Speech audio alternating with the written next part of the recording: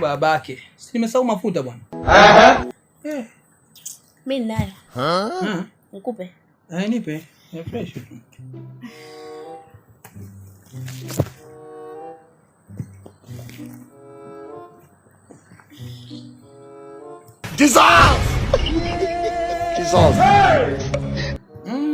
Mbona mawili sasa? Kwani si ukimaliza hilo moja tunatumia hilo lingine au?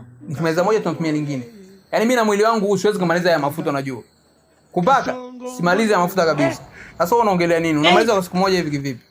Kumbe ulikuwa unataka kupaka? Si ndio au? Kwa nini nini yani? Unamalizaje ya mafuta yote? Wewe uelewi au? Yaani sielewi nini?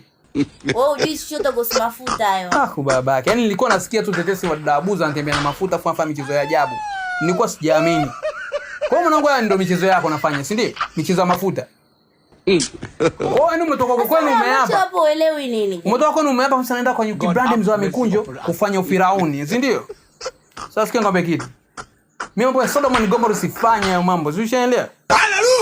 Haina shida. Haina shida nini? Yaani kuna shika mafuta yako kwanza. Kwani sasa tu. Sikia, ufirauni wako peleka huko. Sasa ndio umepanda.